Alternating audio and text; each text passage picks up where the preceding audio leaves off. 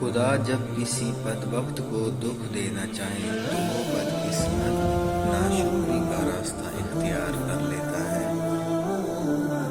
جب رب نوازتا ہے تو سارے خسارے خاک میں مل جاتے ہیں۔ ماضی میں کیے گئے گناہوں کو یاد کریں اور خاموشی کے ساتھ ان کی معافی مانگتے رہیں۔ ایسے ہی لوگوں میں اعلان نہ کرتے پھریں کہ میں بڑا گنہگار ہوں۔ کسی کو چاہو تو دل سے چاہو، زبان سے نہیں، اور کسی پر غصہ کرو تو صرف زبان سے، دل سے نہیں۔ دنیا اگر ہاتھ سے نکل جائے تو بندہ غریب ہو جاتا ہے، اور یہی دنیا اگر دل سے نکل جائے تو بندہ ولی ہو جاتا ہے۔ لوگوں کی محبت پانی کے بلبلے جیسی ہے، زیادہ دیر نہیں رہتی، لیکن اللہ کی محبت آب حیات ہے، امر ہے، کبھی نہ ختم ہونے والی۔ جو لوگ واقعی پرواہ کرتے ہیں وہ ہمیشہ آپ کی زندگی میں واپسی کا راستہ تلاش کرتے ہیں۔ تمہاری پریشانیاں تمہاری بے ادبی اور ناشکری سے جڑی ہوئی ہیں۔ حضرت علی نے فرمایا، اور تقدیر اللہ کی ایک اشارے پر بدل جاتی ہے۔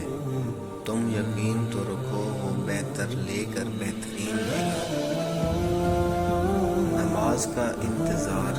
رسول اللہ صلی اللہ علیہ وآلہ وسلم نے فرمایا، بندہ مسلسل نماز میں ہی ہوتا ہے جب تک وہ نماز کی جگہ پر نماز کے انتظار میں رہتا ہے۔ مولا علی فرماتے ہیں، جب تمہیں محسوس ہو کہ تمہاری طبیعت کو ذکر خدا سے سکون محسوس ہوتا ہے تو تم سمجھ لو کہ اللہ پاک تمہیں پسند کرتا ہے۔ سورہ رحمان۔ کتنے احسان ہے خدا کے ہم پر، کبھی پڑھ کر سورہ رحمان دیکھنا۔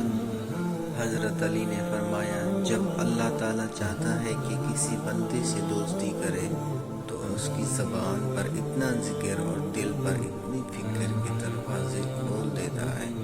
جب رب نوازتا ہے تو سارے خسارے خاک میں مل جاتے ہیں۔ حضرت علی نے فرمایا، سب سے بڑا جاہل وہ ہے جو ایک پتھر سے 2 دفعہ ٹھوکر کھائے۔ بڑی عمر کی عورت سے شادی کرنے میں ہچکچاہٹ محسوس نہ کریں، کیونکہ یہ زندگی میں سب لوگ دوست یا دشمن بن کر نہیں آتے، کچھ لوگ سبق بن کر بھی آتے ہیں۔